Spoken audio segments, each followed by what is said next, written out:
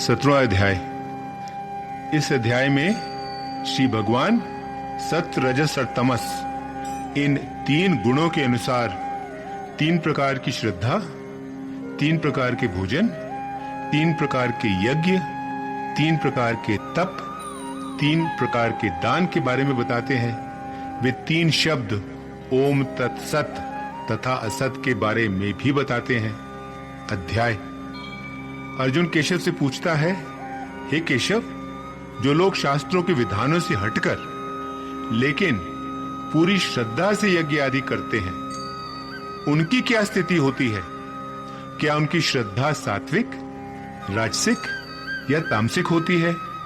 श्री भगवान उत्तर देते हैं, सुन पार्थ, सभी प्राणियों की श्रद्धा उनके स्वभाव के अनुसार सात्विक, राजसिक या तामसिक होती है। हर एक प्राणी की श्रद्धा उसके अंतःकरण के अनुरूप ही होती है। जिसकी जैसी श्रद्धा होती है वह स्वयं भी वही होता है। इस विषय में तू विस्तार से सुन। सात्विक लोग देवताओं की उपासना करते हैं, राजसिक लोग यक्षों और राक्षसों की, और तामसिक लोग भूत प्रेतों की उपासना करते हैं। जो लोग दंभी या दिखावा पसंद होते हैं, जो अहंकार और काम वासना से भरे हुए हैं, तथा जो किसी वस्तु की लालसा की शक्ति से प्रेरित होकर ऐसे कठोर तप करते हैं जो शास्त्रों द्वारा अनुमोदित नहीं है, ऐसे लोग अपनी मूर्खता के कारण अपने शरीर में स्थित तत्वों के समूह को और साथ ही शरीर में निवास करने वाले मुझ परमेश्वर को भी सताते हैं। ऐसे लोगों को तू आसुरी स्वभाव वाला समझ। प्रत्येक व्यक्ति का आहार भी प्राकृतिक गुणों सत्व, रजस और तमस के अनुसार तीन प्रकार का होता है। ऐसे ही यज्ञ, तप और दान भी तीन प्रकार के होते हैं। इन सब का भेद मुझसे सुन। जो भोजन जीवन, प्राण शक्ति, स्वास्थ्य, आनंद, प्रीति और उल्लास को बढ़ाते हैं, ऐसे भोजन सात्विक होते हैं और वे सात्विक लोगों को प्रिय होते हैं। जो भोजन कड़वे, खट्टे, तीखे, नमकीन, बहुत गर्म, चटपटे, रूखे और जलन पैदा करने वाले होते हैं, जो दुख, शोक और रोग उत्पन्न करते हैं, ऐसे भोजन राजसिक होते हैं और वे राजसिक लोगों को प्रिय होते हैं। जो भोजन अपाच्य हो, जो बिगड़ गया हो, जो सड़ गया हो, जो बासा हो, बेस्वाद हो, जूठा हो, ऐसे भोजन तामसिक होते हैं और वे तामसिक लोगों को प्रिय हैं। अब तू यज्ञ, तप और दान के विषय में सुन। जो यज्ञ शास्त्रों के नियमों के अनुसार है, जो फल की इच्छा न रखने वाले लोगों द्वारा इस विश्वास से किया जाता है कि यज्ञ करना उनका नियत कर्तव्य है, ऐसा यज्ञ सात्विक होता है। जो यज्ञ किसी फल की आशा से या जो दिखावे के लिए किया जाता है, वह यज्ञ राजसिक होता है।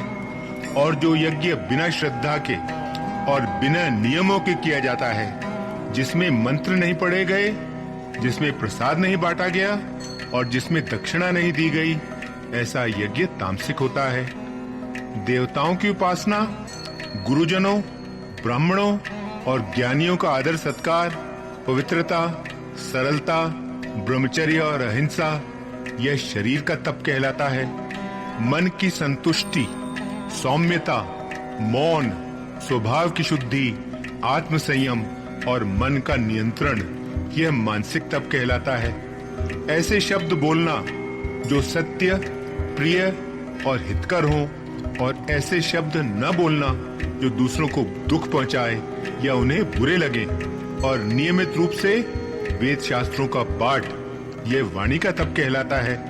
यदि ये तीनों तप अर्थात शरीर, मन व वाणी के तप संतुलित मन वाले व्यक्ति द्वारा फल की इच्छा रखे बिना पूरी श्रद्धा से किए जाएं, तो वह सात्विक तप कहलाता है।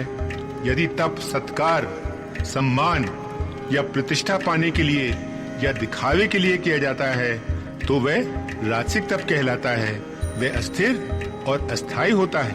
और यदि तप मूर्खतापूर्ण और दुराग्रह के साथ अपने आप को कष्ट देकर या दूसरों को हानि पहुंचाने की नियत से किया जाता है, वह तामसिक तप कहलाता है।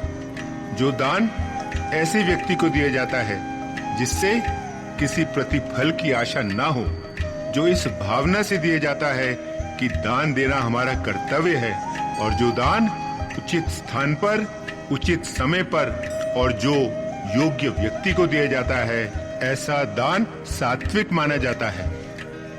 जो दान किसी प्रतिफल की आशा से या भविष्य में कोई लाभ मिलने की आशा से दिया जाता है और जिस दान को देने में कष्ट या क्लेश होता है, ऐसा दान राजसिक माना जाता है। और जो दान अयोग्य व्यक्ति को दिया जाता है, जो अनुचित स्थान पर, अनुचित समय पर, बिना उचित ध्यान के या जो तिरस्कार की भावना से दिया जाता है, ऐसा दान तामसिक माना जाता है। ओम तत् सत, ये तीनों शब्द ब्रह्म के प्रतीक समझे जाते हैं।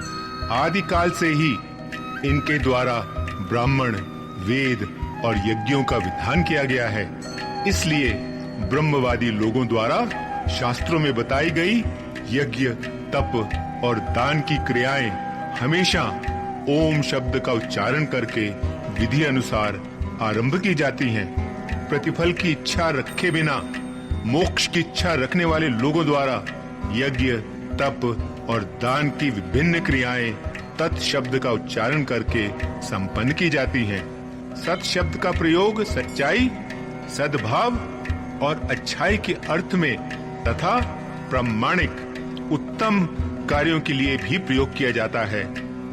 यज्ञ, तप और दान में दृढ़ता से, मजबूती से स्थित रहना भी सत कहलाता है। और इसी प्रकार इन सभी प्रयोजनों से तथा परमात्मा के लिए किया गया कोई भी काम सत कहलाता है। बिना श्रद्धा के किया गया कोई भी यज्ञ, बिना श्रद्धा के किया गया कोई भी तप, बिना श्रद्धा के किया गया कोई भी कर्म और बिना श्रद्धा के दिया गया कोई भी दान, ये सब के सब असत कहलाते हैं। और असत का ना तो इस जीवन में, ना इस लोक में और ना ही परलोक में कोई लाभ मिलता है। 17वां अध्याय समाप्त। ओम शांति शांति शांति। ओम।